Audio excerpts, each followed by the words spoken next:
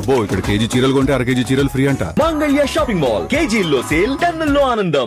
కాళేశ్వరం బ్యారేజీలకు నిర్వహించిన సాంకేతిక పరీక్షలు దాదాపు పూర్తయ్యాయి. మరి ఏ పరీక్షల ఫలితాలు ఏం చెప్తున్నాయి?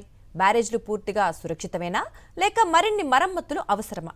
ఈ ప్రశ్నలకు సరైన సమాధానం వెతికే దిశగా నీటిపారుదల శాఖ కీలక అడుగులు వేస్తోంది. వచ్చే వారం రోజుల్లోనే పరీక్షల తుది ఫలితాలు, మరమ్మతులపై స్పష్టత వచ్చే అవకాశం ఉందని ప్రభుత్వం భావిస్తోంది.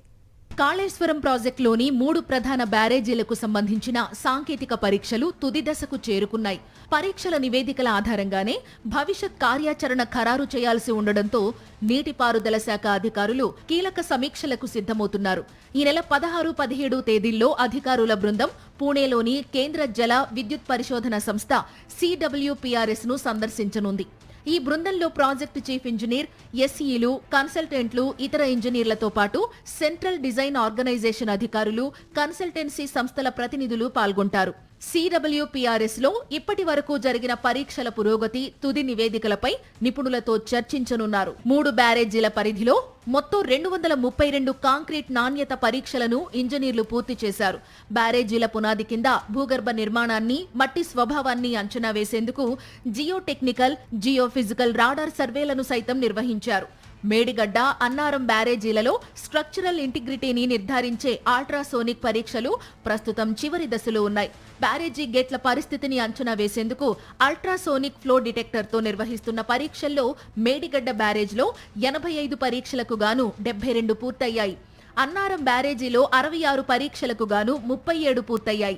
మిగిలిన పరీక్షలు మరో 2-3 రోజుల్లో పూర్తయ్యే అవకాశముందని అధికారులు చెబుతున్నారు. అయితే సుందిళ్ల బ్యారేజీలో మాత్రం కొన్ని సాంకేతిక కారణాలతో పరీక్షల ప్రక్రియకు కొంత సమయం పట్టే అవకాశం ఉంది. బ్యారేజీల్లో నీటి లీకేజీలు, సీపేజీపై బయోటెక్నికల్ అధ్యయనాలు కూడా పూర్తయ్యాయి. అన్నారం బ్యారేజీకి సంబంధించిన బోర్హోల్ నమూనాలను ప్రయోగశాలలకు పంపించారు. బ్యారేజీల నిర్మాణ బలాన్ని అంచనా వేసేందుకు కోర్ నమూనాలపై నిర్వహించిన పరీక్షలు కూడా పూర్తయ్యాయి. ప్రతి బ్యారేజీలో 4 పిల్లర్ల వద్ద మొత్తం 36 పరీక్షలు నిర్వహించారు. అలాగే టెయిల్ వాటర్ కర్వ్, నీటి ప్రవాహ ప్రభావం, గేట్ల నుంచి విడుదలయ్యే నీటి ఒత్తిడి, బ్యారేజీల ప్రవాహ సామర్థ్యానికి సంబంధించిన పరీక్షలు కూడా పూర్తయ్యాయి. ఇక 3D స్ట్రెస్ అనాలిసిస్ పరీక్షలు CWPRS ప్రయోగశాలలో నిర్వహించనున్నారు. ఇందుకు అవసరమైన ఏర్పాట్లు పూర్తయ్యాయని అధికారులు వెల్లడించారు.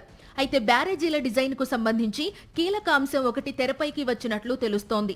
కొన్ని ప్రాంతాల్లో సెకండ్ పైళ్ల లోతు నిర్దేశిత స్థాయిలో లేదని గుర్తించినట్లు సమాచారం.